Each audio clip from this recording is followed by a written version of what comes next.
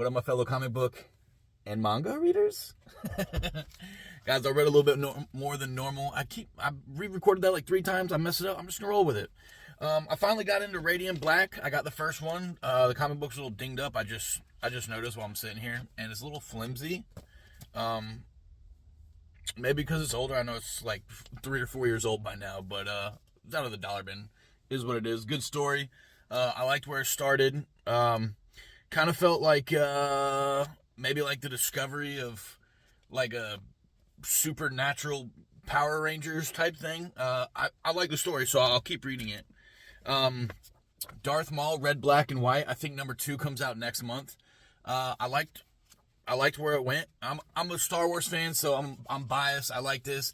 If you're not a Star Wars fan, you probably appreciate the art. The art's pretty cool, but I don't know if you're gonna like the story. Spider-Gwen, the Ghost Spider. I read number 12, which was the latest one released, and then I found this in the dollar bin, so I had to snag it. I really like both stories. I gotta find 2 through 11 and then 13 plus when they come out, but I'm gonna be up to date on this as soon as I can find them. But it's really good. I liked it. If you're into Spider-Man or Gwen Stacy, I would get this and enjoy. Rogue Savage Land. I was excited to get this. I think this was one of the first comics when I started getting into new comics. This was one of the first comics I went looking for, because when I first started, I was like really big into like, I want to read everything Marvel. But I don't know if I liked, like, the art was good. The story was pretty decent, but I just don't know if it's for me. If you're into Rogue, or I don't want to give spoilers, but if you're into Magneto, or just, I guess X-Men altogether, you might like this. I'm sure people are going to see this and be like, he didn't like that. But it just wasn't for me. It wasn't that it was bad. I just probably won't pick up number 2. Fantastic Four, the first one. The story followed Ben in a land lost in time in like the 1940s.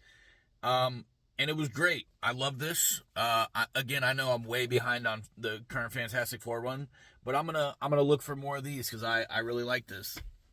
And then if you're still here and you're into manga as well, I'm reading Sarah for the End. This is volume 17, obviously, and it's still so good. This is the longest I've ever stayed with a manga. Normally by like 7 or 8, I've fallen off and I'm like on to the next one.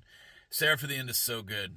I haven't watched the anime, so I can't compare it, but you and Mika are still, trying to find a way to save the world.